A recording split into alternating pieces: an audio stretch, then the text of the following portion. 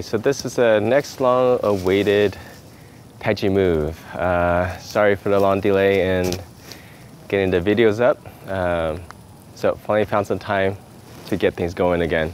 So the next move after the left ward off is we're going to go into grasping sparrow's tail.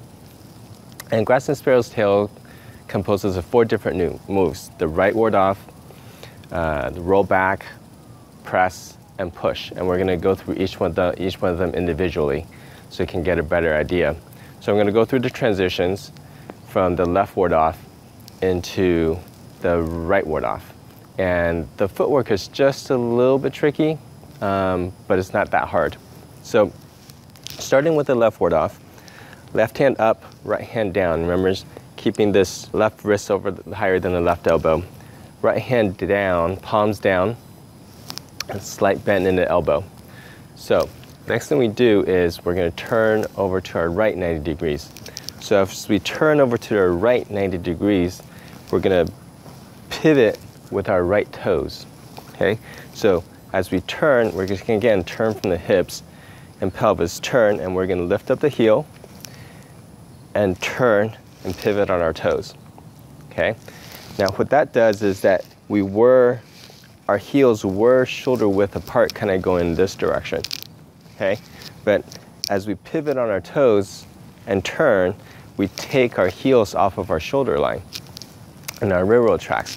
So the next step after that to get into the right ward off is we lift up our heel, turn, we actually need to take a step to the side to get our feet back on track, and then we can shift forward to our right foot and then turn our body facing the direction. As we turn, then we turn our back foot 45 degrees. So get a better understanding of this is if you look at my heels, we went from this direction to left ward off, and now my heels are shoulder width going this way. So as I turn, I pivot my toes, and now my foot is a little bit inside. And what we're going to do is take the foot, step to the side. Okay, so don't step forward, step to the side. Okay, make sure it just goes directly to the side and not diagonally up either. You don't want to stretch yourself out too far. So step to the side, shift, and turn. Okay, so that's the footwork. Now for the handwork, we're going to coordinate everything with the body turn. So as we stand with our left ward off, as we turn over to the right, we're going to bring our right hand up, and we're going to turn our left hand palms down.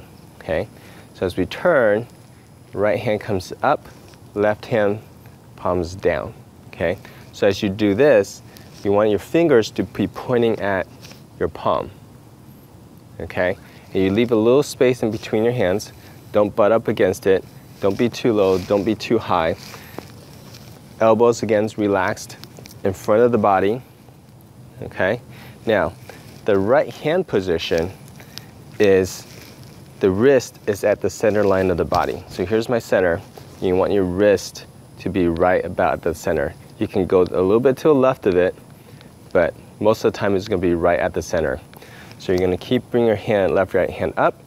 You're going to be in this kind of left upper chest area, okay, below your collarbone. Okay, so don't be too low, don't get too high. Shoulders relaxed, elbows dropped. Okay, so left ward off, turn to the right, take a step to the side, shift up, and turn. Okay, now the hand motion as we shift and turn is like a little bit of push and a little bit of an arch. Okay, so the hand goes from this position as we shift up and turn. As we turn our body, our hands are actually going to come forward a little bit. It's like a little bit of push. And then as we get into a forward line and as we turn our bodies more, then we're going to turn, and it's going to be an arcing motion. Okay, and the arcing motion when we start doing the arcing motion, then we bring our left hand down to our right elbow. Okay, so from the front view, we're going to push forward, turn our body. Okay, so as we shift, we're going to push forward, turn turn our body. As we turn, then this arm, the right arm swings out, the left hand arm comes back into our right elbow, okay? So again, don't drop your arms too low, making sure that the wrist is always slightly above the elbow, okay? So from this position, okay, don't bring your arms all the way up and don't drop your arms. Keep your elbows in front of the body, about 1 fist width, wrist above the elbow, okay? So when you do that, what you're gonna feel is that you're gonna have most of the weight kind of right around the wrist area, okay? So again, left ward off, turn, bring our right hand up, left fingers pointing the right palm, take a step to the side. We're gonna shift forward, push out a little bit, turn our body, and then swing our hands out to the side, okay? Now, another key to this is, as we're going from the left ward off, turn, step to the side, shift forward, turn over. Position of the hands in the final position is going to be very important.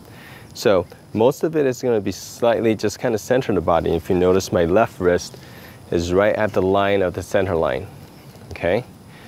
Right hand is in the front. Now, don't end up bringing your hands out to the side, okay? You want it sort of along the sideline of the body, okay? Don't keep it closed in, okay? Don't keep your hands out here. Don't bring your shoulders out either.